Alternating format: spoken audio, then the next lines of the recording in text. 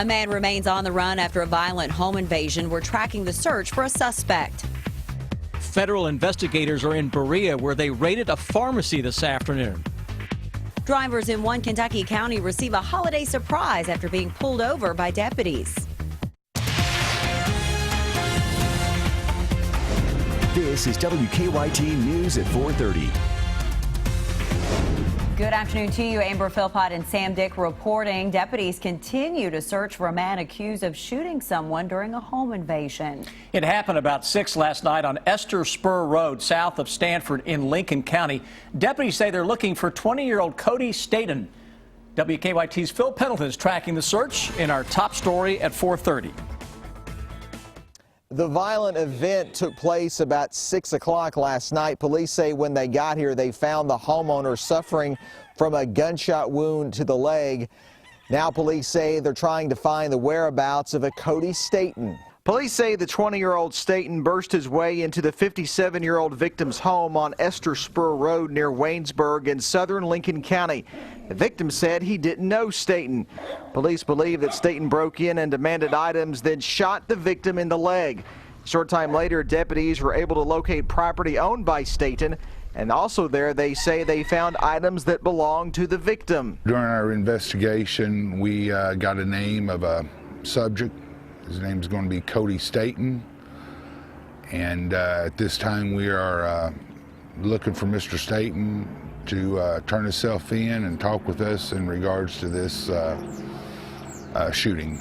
Police say they're not exactly sure of what the motive for this crime was, but they do believe that Cody Staten wanted to get inside this residence to steal money and possibly prescription drugs. In Lincoln County, Phil Pendleton, WKYT. The victim is at UK Hospital. Police say he had some medical issues and did not fight with the suspect. Local, state, and federal authorities raided a Madison County pharmacy today. Authorities also took the owner of the discount pharmacy in Berea into custody during their investigation. As WKYT's Victor Puente shows us, it all has to do with what the pharmacy was selling. The story is new at 4:30. This raid closed the pharmacy behind me as federal and local agents served a search warrant and took the owner into custody. The execution of that warrant happened around 9 a.m. as the business was opening. A witness who works next door tells me they saw the owner of the business, Lonnie Hubbard, get out of his car and immediately be surrounded by law enforcement. A member of the Madison County Drug Task Force confirmed they were working with the State Board of Pharmacy, the IRS, and the Drug Enforcement Agency to search the premises. A complaint filed in federal court claims Hubbard sold large quantities of pseudoephedrine. It says, quote, in many instances, this unlawfully obtained pseudoephedrine was then used in the illicit manufacture of methamphetamine. The complaint says in an 8-month period from 2013 to 2014, the pharmacy sold more than 6,000 boxes of pseudoephedrine. They also say he sold 100-count bottles of the pills that were meant to fill prescriptions. People who work next door say they often saw out-of-state vehicles coming to the business and say they weren't surprised when they saw federal agents. It's just relief. We don't have to worry about it. You don't have to see strange faces coming in and out, and you don't have to worry about it anymore. That complaint also claims Hubbard sold pseudoephedrine when he wasn't certified. He's charged with 3 counts of negligent failure to self-certify and 4 counts of knowing or reckless sale of a listed chemical. In Madison County, Victor Puente, WKYT. Berea police also arrested a customer who came to the pharmacy and had an outstanding warrant.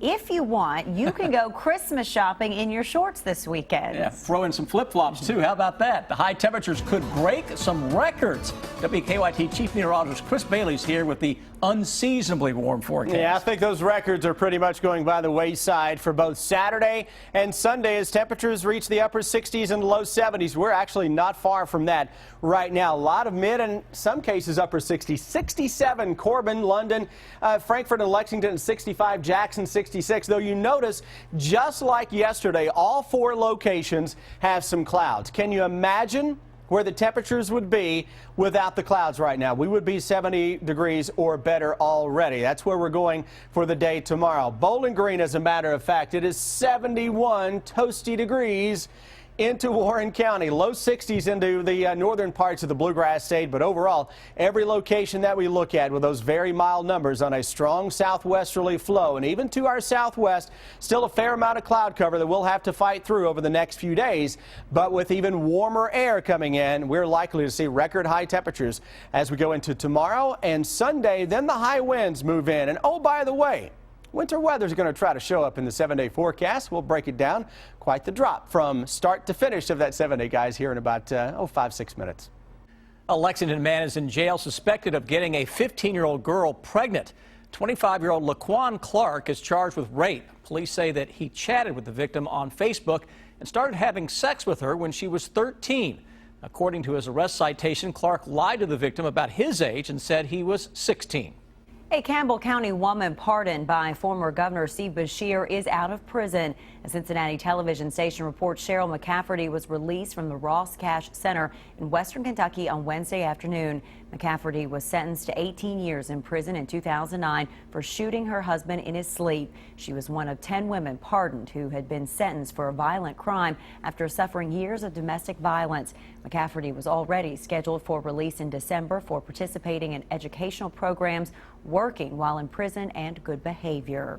A Democratic state representative says he does not plan to switch parties when he goes to work for Republican Governor Matt Bevin.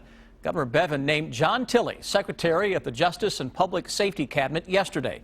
There will be a special election to fill Tilley's seat. Tilley says he's concerned about Democrats keeping control of the House, but his passion for public safety and criminal justice outweighs the political ramifications. Flashing lights in your rearview mirror can mean usually that you're in some kind of trouble, maybe a ticket. But drivers in Warren County drove away from traffic stops yesterday with a different kind of paper in hand. Daniel McFarland shows us the surprise deputies had for them.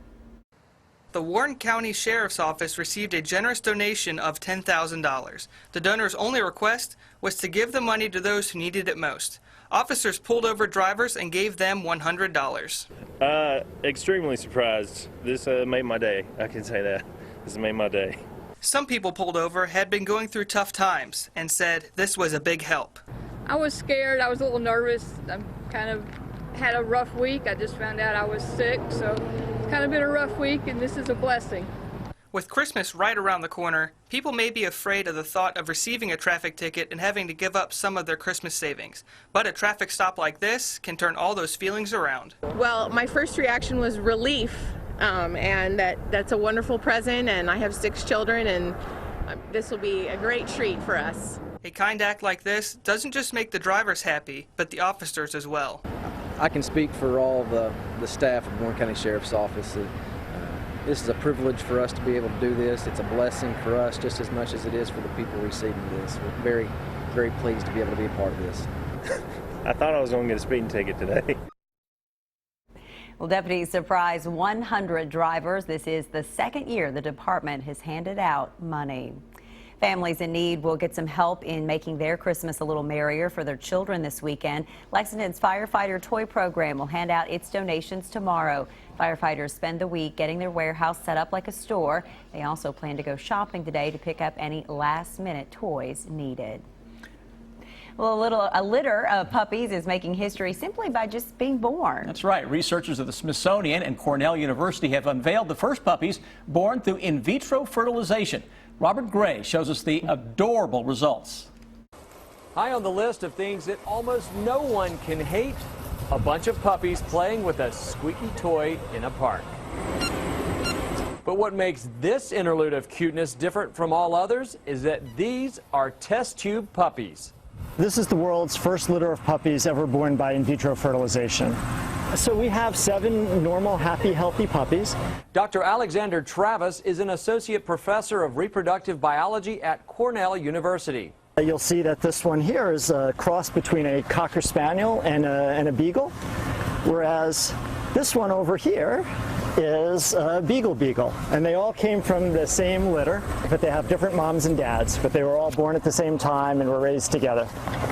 Yes, I like you too. While in vitro fertilization has been used in humans for decades, Cornell says that until now, gestational differences between us and our canine companions has prevented a successful treatment.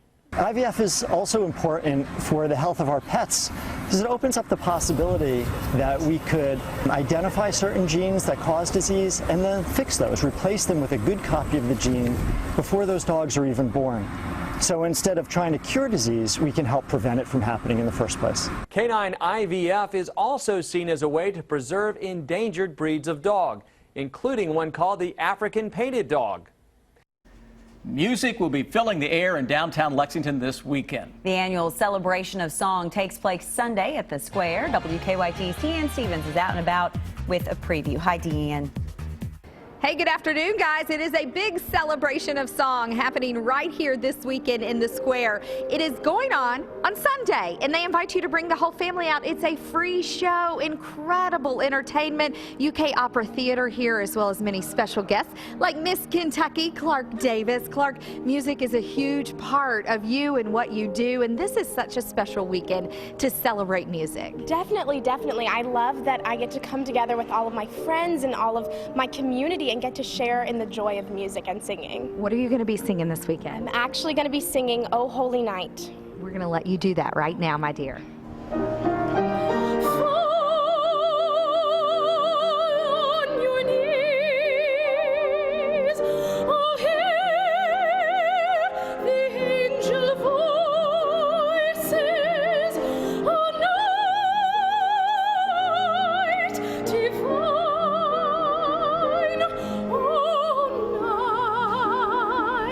When Christ was born, oh night divine,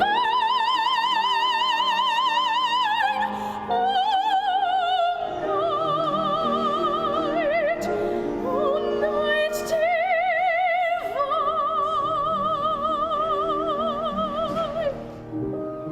divine. Just magnificent. You can see Clark Davis. Tedrin Lindsay is going to be here with the UK Opera Theater on Sunday. Celebration of Song is put on by Alltech. Susanna Elliott is here. And Susanna, you and I both looked at each other and went, holy cow, that voice. But that's what Sunday really is all about, celebrating music like that. Exactly. And that's why this has become such a popular tradition. 10 years in the running, 5 and 7:30 p.m. this Sunday at the Square. Bring your whole family. It's a night you won't forget. And it is a free show. Bring them on out this weekend here at the Square, 5 and 7:30. Miss Clark Davis, come on in here. Tedrin Lindsay, I'm not even going to attempt to sing, but we'll let you guys take it out.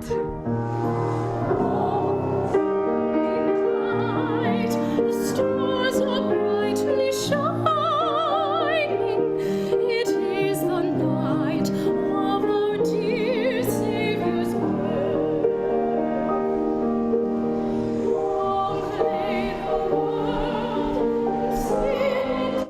Simply beautiful this afternoon. First Lady Michelle Obama can now add rapper to her resume. And everyone can really make their dream true. Hey kid, listening in Michigan, that could be you. She joined Saturday Night Live star Jay Farrow for a video to raise awareness about the importance of a college education. The video features Mrs. Obama and Farrow rapping with the White House and Washington Monument as the backdrops.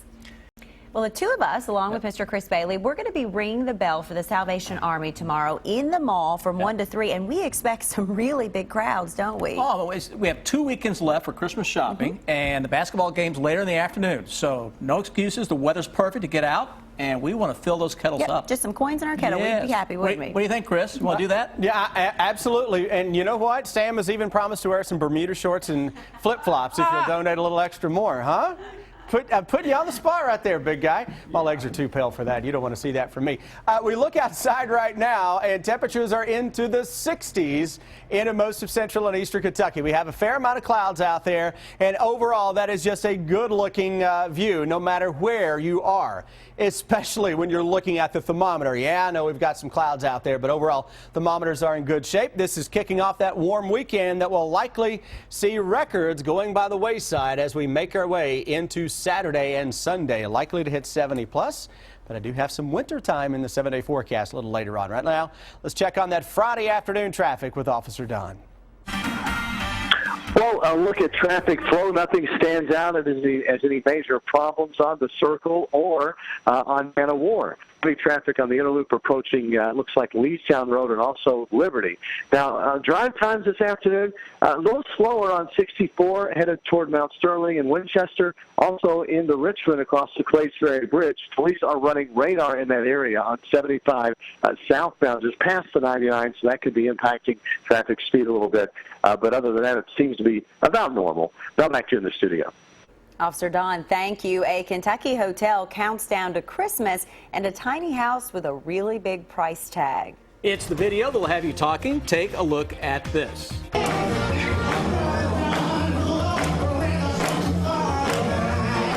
All right, in years past, the bellman at the Galt House Hotel in Louisville dressed up as toy soldiers and boogied on down to the Countdown to Christmas dance for the opening of the holiday season. But it was so popular, now they perform the routine every day at 5 o'clock in the afternoon. You can check them out until Christmas Eve. Again, that's in the Galt House Hotel Tower lobby. There is one very small house in California that has a very large price tag. From the street, you might think it's the neighbor's shed, but this is very much its own property with a price tag to match. The 600 square foot house is going for, brace yourself now, $1.4 million. Whew. How's that possible?